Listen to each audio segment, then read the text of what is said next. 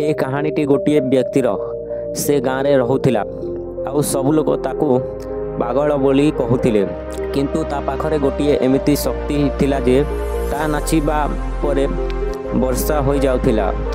तो ए कथा जानी जिते बेले भी गाँ वाला को पानी दरकार होउथिला तो से माने सेते बेले ताकू नाचिबाकू कहूथिले। तो थरे सहरर चारिटी पिला गाँ को बुलिबाकू आसिले। से पागलर कथा को सुनिकी बहुत हसिले जे से नाचिले वर्षा हो जाउछि। आउ से माने से पागल पाखकू गले आउ कहिले जे हसी हसी कि कौन तू नाचिले वर्षा हो जाउछि, एटा तो आमे भी करि पारमु, आमे भी नाचिले वर्षा हेबो। एहा कहिकी से माने नाचिबाकू लागिले। गाँर समस्त लोक माने सेमानंक पाखकू चली आसिले देखिबा पाई। तो चारि जण नाचिबाकू लागिले। तो आधा घंटा परे सेमानंक मध्यरु गोटिए थकिकी बसी पड़िला। आउ किछि समय परे आउ जणे भी थकिकी बसी पड़िला। आउ एमिति करी करी से चारि जण थकी गले किंतु वर्षार गोटिए बुंदा भी बरसिला नहीं। आउ से चारि जण से पागलटी को नाचिबाकू कहती।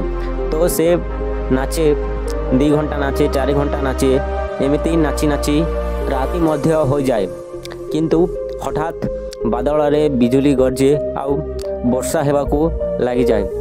तो से चारि जण से पागल को पचारती जे या केमिति संभव, तमे केमिति करि पारिलो कहिलारु से पागल से माननको उत्तर देकी कहे जे मु जेते बेले भी नाचे मु भाबे जे निश्चय वर्षा हेबा मु नाचिले आउ मु हार माने नाही, जे पर्यंत वर्षा हुए नाही से पर्यंत नाची चली थाए। आउ एही परी निज उपरे विश्वास रखिकी मु मो काम को करी चले तो सेथि पाई वर्षा हुए। तो ए कहानी रो आमको एहा सिखिबा दरकार जे तमे जे कोनोसी भी काम करबा को चाहना कहीं निज उपरे भरोसा रखिकी से काम को करी चलो। थरे फेल हो जीव, 1000 थर भी फेल हो जीव किंतु तुमको से काम को छाणिबा दरकार नहीं। निज उपरे विश्वास रखिकी से काम को करी चलो। जेमिति कि थॉमस एडिसन जे कि लाइट बल्ब रो आविष्कार करथिले, से जदि 1000 थर फेल हेकी भी लाइट बल्ब आविष्कार कले, जदि से या भावी थांते ताहले आज पर्यंत लाइट बल्ब रो आविष्कार हो पारि न थांता।